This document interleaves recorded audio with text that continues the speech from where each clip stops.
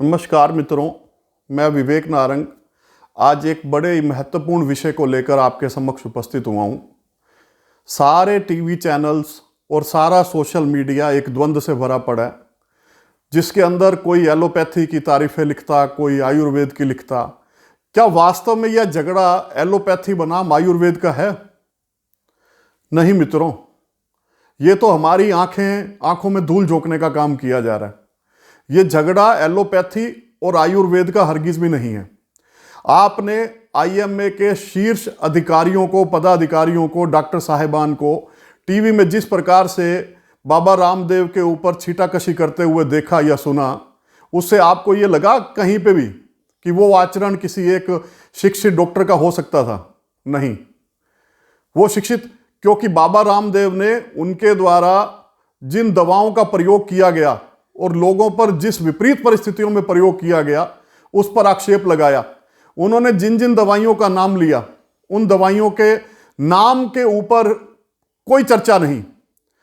इस बहस का निष्कर्ष इस देश में तब निकलेगा जब हम किसी कंक्लूसिव डिबेट में पहुंचेंगे कि इस महामारी के अंदर जितने लोगों की मृत्यु हुई, बहुत लोगों ने अपने नज़दीकी मित्रों को, परिवारजनों को खोया, जिनमें हमने भी अपने 5 पारिवारिक जनों को खोया, नज़दीकी पारिवारिक जनों को, जिनका नुकसान की भरपाई कोई आईएमए, कोई आयुर्वेद, कोई एलोपैथी कभी नहीं कर पाएगा।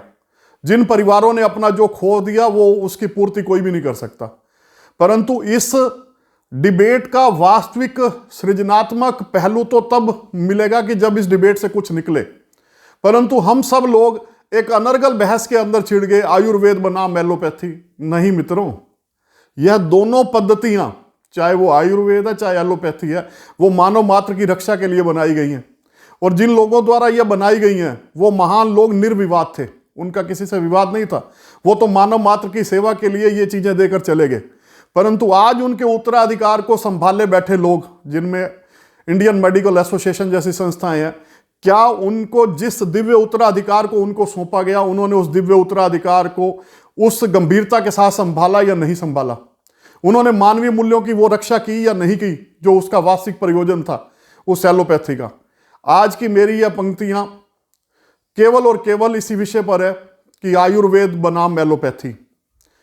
आयुर्वेद हो या एलोपैथी, दोनों दिव्य चिकित्सा पद्धतियां महान निर्विवाद लोगों की देन है। इस पर नहीं कोई डिबेट है, इस पर नहीं कोई डिबेट है। अरे जरा सी बात क्या कह दी बाबा ने, पत्रकार और आईएमएफ के पदाधिकारी हाथ धोकर पीछे ही पड़ गए। बाबा के खत के मजमून को छोड़ लिफाफे के पीछे पड़ गए। अरे जनाब, लिफाफा तो डस्टबिन में चला जाता है। लिफाफे का काम केवल पत्राचार के लिए उस पत्र को पहुंचाने का होता। अरे जनाब, लिफाफा तो डस्टबिन में चला जाता है। सवाल जवाब तो खत के मजमून का दिया जाता है।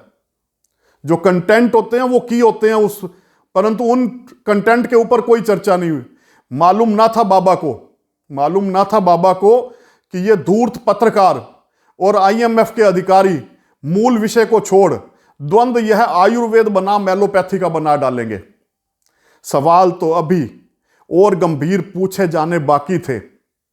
दवा निर्माताओं ने क्यों आपके द्वारा लिखी जाने वाली दवाएं जो सरकारी नियंत्रण से भी बाहर थी, उनका प्रयोगात्मक अनैतिक प्रयोग करके उन दवाओं के मूल्य को भी कई गुना क्यों बढ़ा डाला? करोड़ों अरबों के सीटी स्कैन करा डाले, फिर क्यों महामारी के समय में इनके भी मूल्य बढ़ा डाले? मासूम बुद्धिजीवी और भद्र डॉक्टर यदि होने वाली सीटी स्कैन के शारीरिक नुकसान पर चिंता जताएं, तो शाम होते होते उनसे भी यह बयान दबी जुबान में वापस करवाएं। समझ सकते हैं आप कि क्या कारण रहे होंगे। 60 गांठ यह गहरी मालूम होती है। 60 गांठ यह गहरी मालूम होती है। घाल माल यह मिलने वाली मोटी कमीशनों की प्रतीत होती है। पूछा जाना यह बाकी था, स्वस्थ मानव शरीरों को क्यों आपने प्रयोगशाला बनाया है?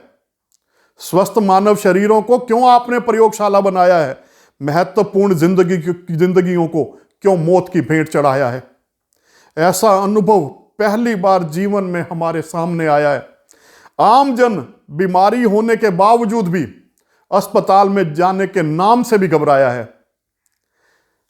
पाक पवित्र यह पद्धति है, यह एलोपैथी पाक पवित्र यह पद्धति है। विपरीत से विपरीत समय में भी यह मानव धर्म की जीवनदायिनी बनती है। सवाल पद्धति पर नहीं, चिकित्सकों के अनैतिक व्यवहार पर है। सवाल चिकित्सा पद्धति पर नहीं, चिकित्सकों के अनैतिक व्यवहार पर है। झगड़ा यह एलोपैथी बनाम आयुर्वेद का हरगिज नहीं, एलोपैथी के उत्तराधिकारियों के अनैतिक अमानवीय चरित्र आचरण और व्यवहार का है। चरित्र आचरण और व्यवहार का है।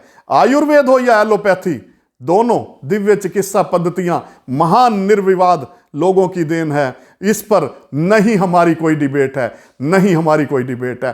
कृपया आप इस विषय पर जरूर गंभीर चिंतन करें मित्रों कि क्या यह डिबेट सही चल रही है या नहीं चल रही। धन्यवाद।